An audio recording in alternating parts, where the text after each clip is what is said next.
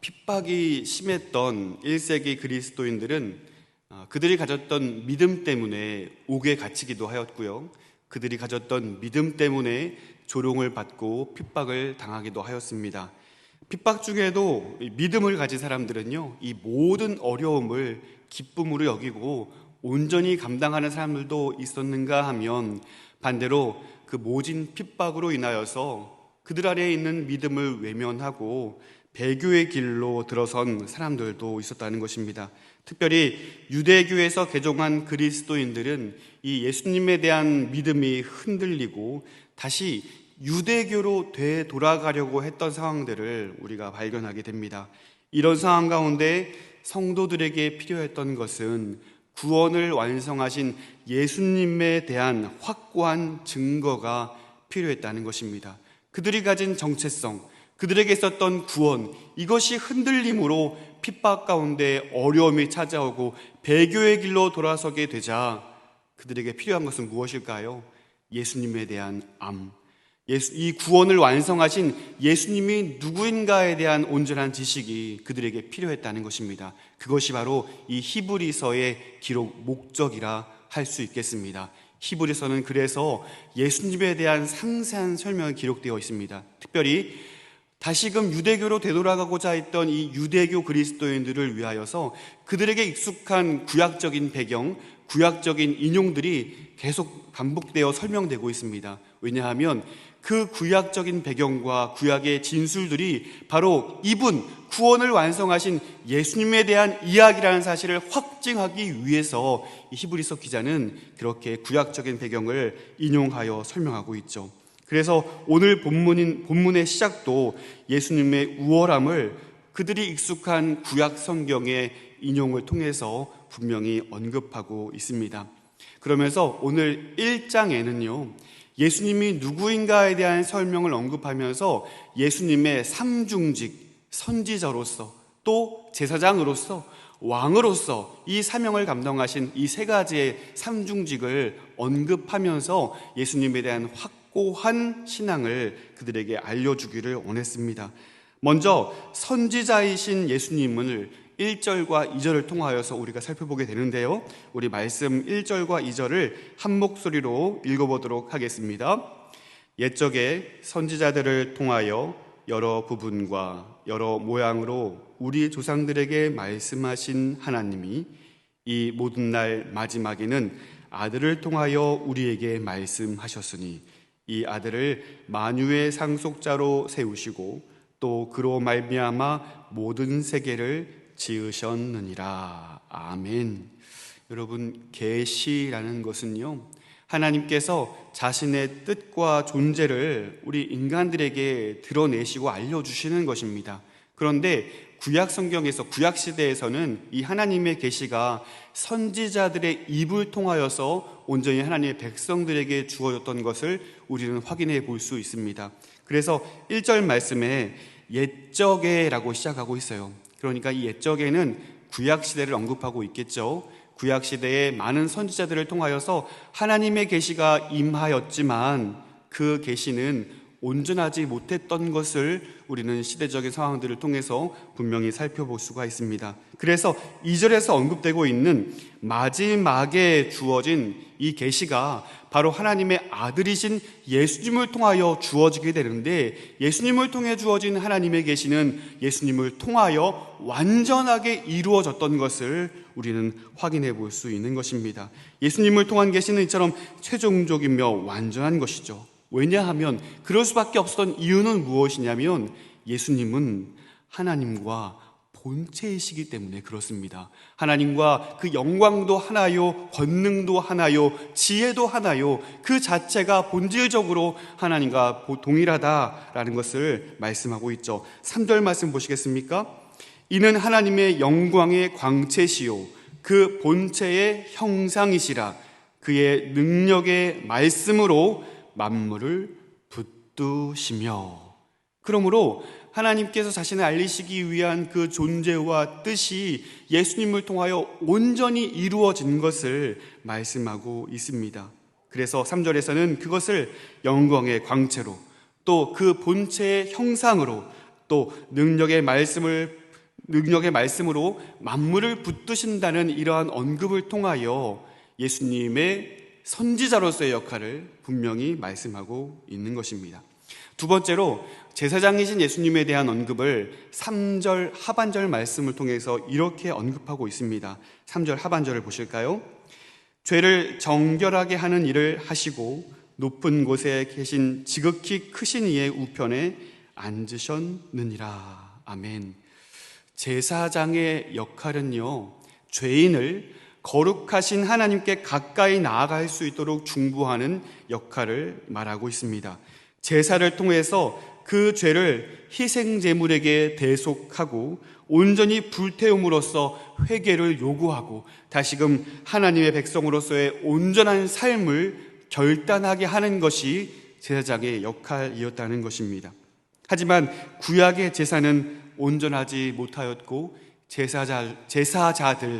제사장들도 온전하지 못하였습니다. 오직 예수님의 제사야말로 죄를 정결하게 하는 일로서의 온전한 제사임을 오늘 본문은 언급하면서 예수님이야말로 온전한 제사장의 역할을 감당하고 있다는 사실을 확증하고 있습니다. 이러에 대한 말씀을 히브리서 7장 27절에는 이렇게 말씀하고 있는데요. 그는 저 대사장들이 먼저 자기의 죄를 위하고 다음에 백성의 죄를 위하여 날마다 제사 드리는 것과 같이 할 필요가 없으니 이는 그가 단번에 자기를 드려 이루셨음이니라 라고 말씀하고 있습니다. 그렇습니다. 예수님께서 단번에 드린 제사는 완전하고 완벽한 제사였음을 분명히 말씀하고 있습니다.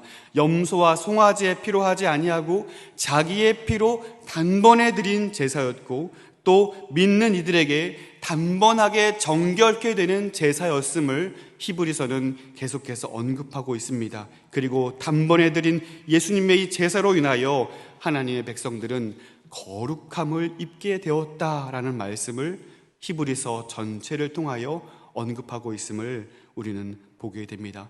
사랑하는 성도 여러분, 예수님께서 유일한 중보자가 되어주시고 우리의 영원한 제사장이 되어주셨기 때문에 많은 하나님의 백성들은 예수님을 통하여 거룩함을 입고 하나님께 가까이 나아가는 은혜를 입었다는 사실을 믿으시기를 바랍니다. 예수님이야말로 유일한 중보자요, 하나님 우편에 앉아 계셔서 영원히 우리를 위하여 기도하시는 중보자임을 우리가 기억했으면 좋겠습니다. 세 번째로서 히브리서 기자는 예수님을 왕으로서 이렇게 설명하고 있습니다. 8절부터 14절까지 내용을 통하여서 그 내용을 언급하고 있는데 우리 8절 말씀 보실까요? 8절 말씀을 제가 읽겠습니다.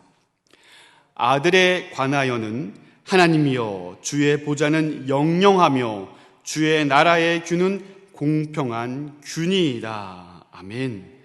이 8절 말씀은요, 시편 45편 6절을 인용하고 있습니다. 그런데 시편 45편 그 전체가 하나님이 영원한 왕이 되신다는 것을 찬양하고 있는 시입니다.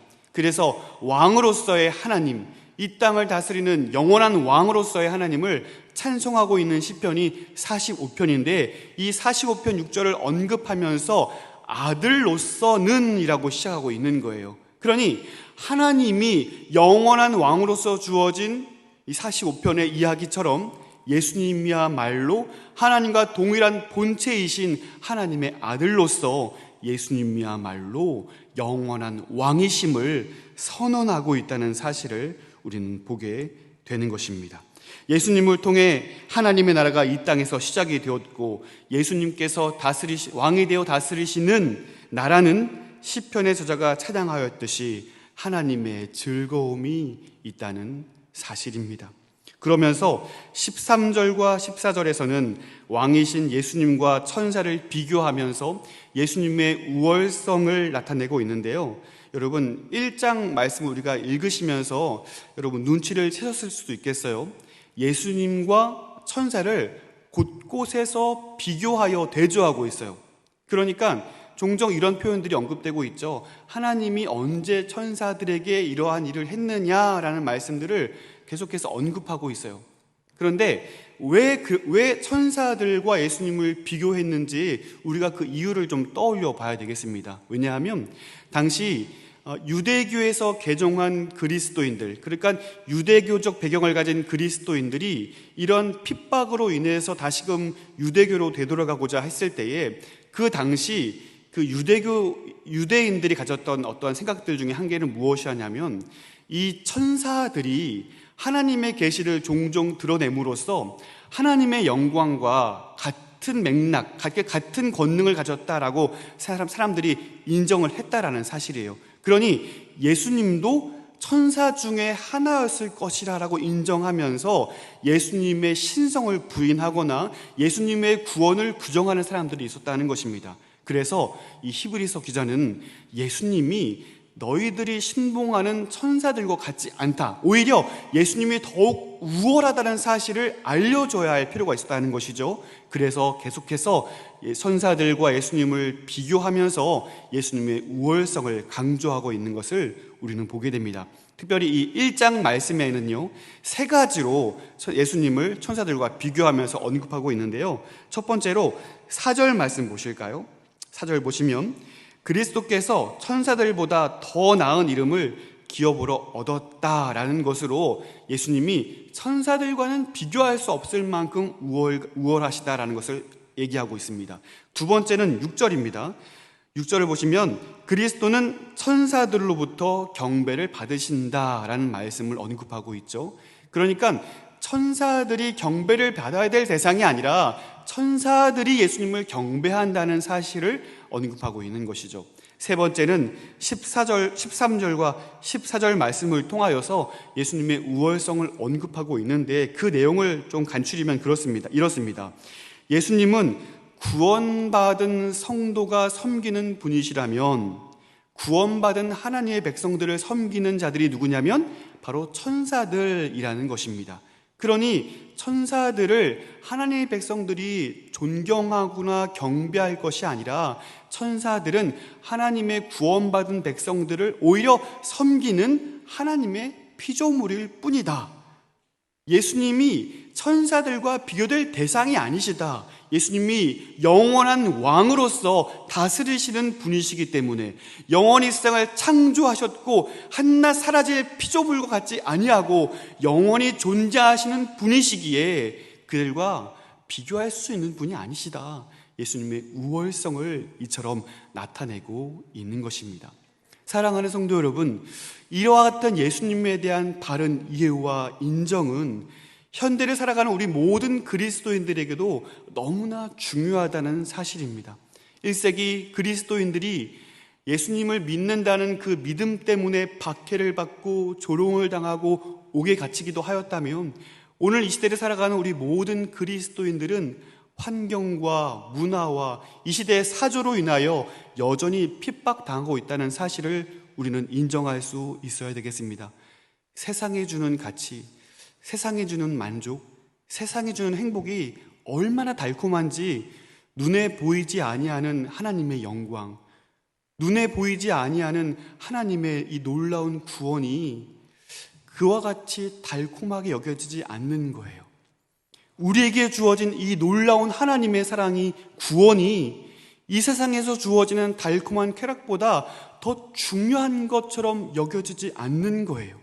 그래서 영원한 것을 위해 내 삶을 헌신하기보다는 눈에 보이는 그러한 안정과 즐거움을 위하여 더욱 많은 시간을 할애하고 내 중요한 것을 헌신하면서 그것을 따라가고자 애쓰는 우리의 모습을 우리는 수도 없이 발견하게 된다는 것입니다. 그래서 우리의 기도 제목은 영원한 하나님 나라를 위한 헌신이 아니라 이 세상에서 잘 되고자 하는 욕망을 투영하여 하나님께 간구하고 있는 기도 제목이 더욱 많은 건 아닌지 우리의 기도를 떠올려 보아야 할 것입니다. 이처럼 우리는 이 세상의 문화와 쾌락과 안정에 미혹되어 여전히 핍박당하고 있다는 사실을 우리는 인정할 수 있어야 되겠습니다. 그렇다면 여러분, 이러한 문화 가운데 우리가 결코 놓치지 말아야 하고 우리가 온전히 인식해야 할 그 중요한 메시지는 무엇입니까? 예수님이 누구인가 하는 것입니다. 예수님이 어떤 분이냐 하는 것입니다. 오늘 히브리서 기자는 당대 많은 그리스도인들 뿐만 아니라 오늘 살아가고 있는 우리 모든 성도들에게 여전히 힘을 주어 말씀하고 있습니다. 예수님은 우리의 유일한 구원자가 되신다는 사실입니다. 그분은 여전히 하나님의 말씀을 우리에게 알려주시는 선지자요, 우리를 하나님께 가까이 나아가게 하는 제사장으로서 우리를 위해 여전히 중보하시는 유일한 중보자로서의 예수님을 우리에게 말씀하고 있습니다. 뿐만 아니라 영원한 왕으로서 여전히 우리를 통치하고 계시는 유일한 왕이심을 우리에게 말씀하고 있습니다.